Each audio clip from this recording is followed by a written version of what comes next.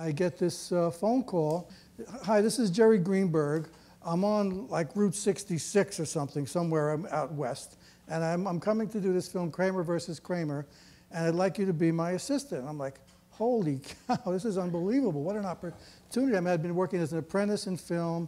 One time I was like a second assistant in a film editing room, did a lot of sound work, and here I was getting an opportunity to work with Jerry, and I found out Jerry was traveling, having finished Apocalypse Now in San Francisco, was traveling back to New York with his family, and when he arrived, he wanted to start Kramer versus Kramer, and he looked for a recommendation, so he asked Didi, and magically Didi had recommended me to work with him, and so as a result of that,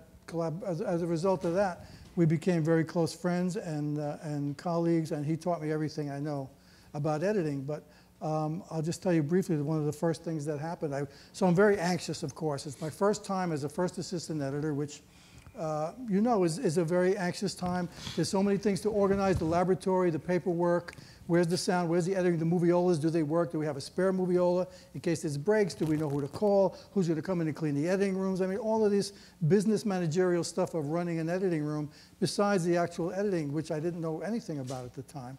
And so Jerry comes in, and he starts to work. So the dailies start to arrive, and we sync them up, and we bring them to the screening room. We watch dailies at night, and Jerry starts cutting. So as he described, as you're working on the moviola, somebody has to be there with you, and they have to hand you the next piece of film. So he'd say, okay, give me this take, or give me this close-up, or whatever it is, and he'd start working, and I'd be looking over his shoulder, because that's where I was, handing him the film, and he'd say, what do you think? And he'd look at me, and I'm like, what?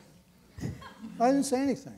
So he gets to the next, he makes another cut or two, and he says, well, what do you think? And I was like, I'm not saying anything.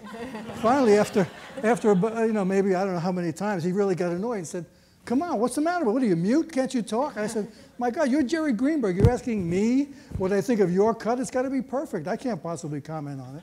So as a result of that, I started to learn more by opening up and talking about what I was seeing. And of course, Jerry, as described, he likes to talk when he's cutting because he's so generous in sharing his thought process and talking about, well, what am I doing here? And at this point, I think this is important or whatever. And that's how I learned to edit, by looking over his shoulder and listening to him. It's really been great.